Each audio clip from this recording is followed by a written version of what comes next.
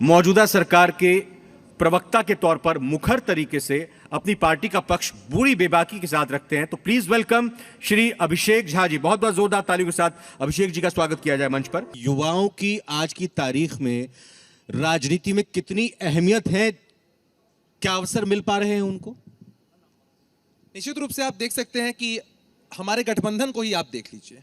युवाओं के जहां तक प्रतिनिधित्व की बात होती है तो चाहे टिकट की दावेदारी हो, टिकट मिलना हो, और अब जो नया मंत्री परिषद सामने आया है सबके, हम ही लोग हैं जो सच में युवाओं की बात करते थे, करते हैं और युवाओं को आगे लेकर जाते हैं।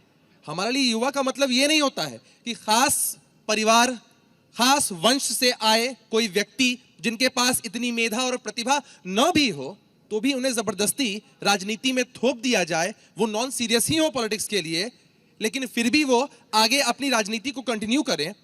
इसकी वजह से कई सारे प्रतिभावान युवाओं की जो मौका उनको मिल सकता है वो मौका उनको नहीं मिल पाता है राजनीति में। और मैं बताना चाहता हूं आपको कि मैं जनता दल यूनाइटेड से जुड़ा हुआ हूं, पार्टी का पक्ष रखता हूं हमेशा आपके टीवी चैनल्स पर।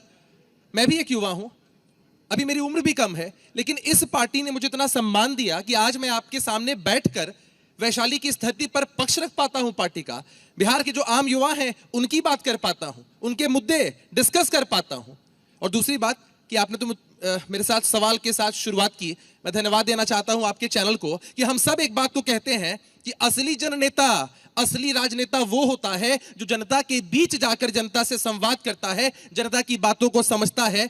आपके चैनल ने चुनाव बीत जाने के बाद भी इस मुहिम को जारी रखा कि आप हर जिले में जाकर जनता से जुड़कर हर जिले के मुद्दे को, जो वहां की जनप्रतिनिधि हैं जो पटना आकर अपना पक्ष नहीं रख पाते हैं, उनको आपने स्टेज मुहैया कराया है कि भाई आके आप अपनी बातों को रखिए। सत्ता पक्ष को भी बुलाया, विपक्ष को भी बुलाया, यहाँ की जनता भी देख सुन समझ पा रही है। आप लोग इसके लिए धन्यवाद के पात्र हैं और मैं बहुत गौरवान्वित महसूस कर पा रहा हूँ। आमतौर पर आपके टीवी चैनल्स के डिबेट्स में स्टूडियो से आप आता था, यहाँ आपने मुझे बुलाया, इसके लिए शुक्रिया आपका। और जो राजीव जी ने सवाल यहाँ पर हाजीपुर को लेकर लोकली जो उठाए, क्योंकि मैं बार बार वही कह रहा हूं कि आत्मनिर्भर भारत के लिए आत्मनिर्भर बिहार बनना जरूरी है। आत्मनिर्भर बिहार बनने के लिए हर एक जिले को पैरों पर खड़ा होना जरूरी है, और मूलभूत सुविधाओं का अभाव का रोना हम हर बार रोते रहेंगे तो फिर कैसे चलेगा? नहीं, देखिए, मैं बड़ी जिम्मेदारी के साथ कहना चाहता हूं कि हमारी सरकार को बीते 15 साल मिले और इन बीते 15 सालों में आधारभूत संरचनाओं के निर्माण में बिहार ने नई ऊंचाइयों को छुआ है।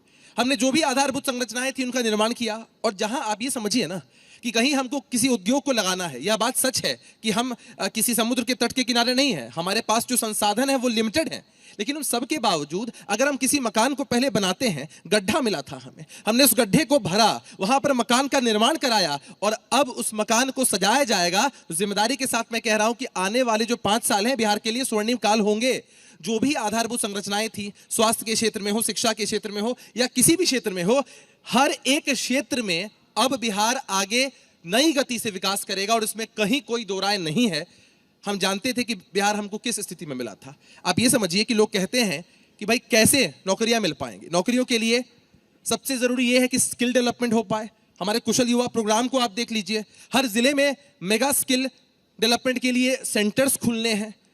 और सरकार कितनी प्रतिबद्ध है कि अभी जो कैबिनेट की बैठक हुई थी, लोग झांसा देते हैं युवाओं को कि भाई हम आपको रोजगार देंगे। सरकार कितनी प्रतिबद्ध है कि चुनाव के समय हमने वादा किया था कि हम बिहार में 19 लाख रोजगार के अवसर देंगे, लेकिन चुनाव के उपरांत जब कैबिनेट की बैठक होती है तो बिहार के लोकप्रिय मुख्यमंत्री नीतीश कुमार जी ने इस बात को कहा कि हम 19 लाख नहीं बल्कि 20 लाख रोजगार के अवसर बिहार के अंदर पैदा करेंगे।